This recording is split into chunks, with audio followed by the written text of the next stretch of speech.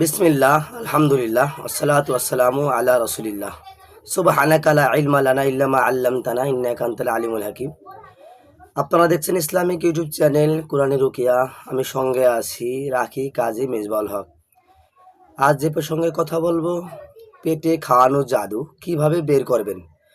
অনেক রুকিয়া করেছেন, অনেক কাজ করেছেন, কোনোভাবে পেটের খাওয়ানো জাদু বের করতে পারেন নাই, নষ্ট করতে পারেন নাই।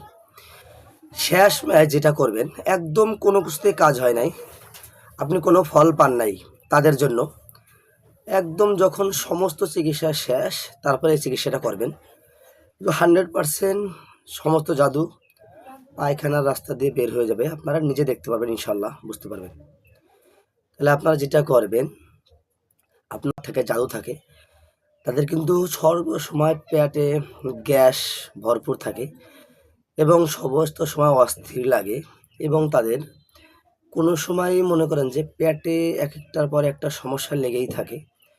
তার কোনো সময়ই খাবারের রুচি থাকবে না এবং তার সর্বদাই অস্থির অস্থির ভাব মনে হবে। মেয়েদের ক্ষেত্রে তাদের পিরিয়ডের সময় বহুদিন ধরে ব্লাড ভাঙতে পারে, এরকম নানান সমস্যা হতে পারে। সেক্ষেত্রে এটা গুরুত্ব দিতে হবে, এটা বের করা অবশ্যই জরুরি, বের করতে হবে ইনশাল্লাহ।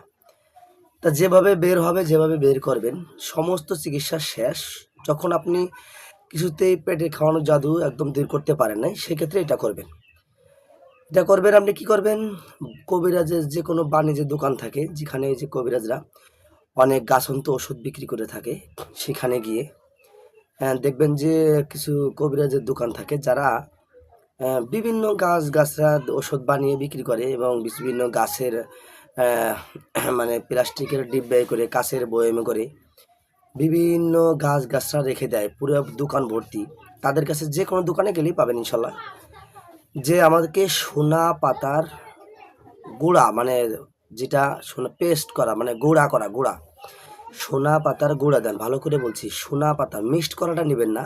অনেক সময় তারা লাভের আশায় মিক্সড করে বিক্রি করে। অরিজিনাল সোনা পাতাটা নেবেন। যে আমাকে অরিজিনাল সোনা পাতা নেন, যদি 20 টাকার দেয়, 20 টাকা 50 টাকার কিনলেই চলবে।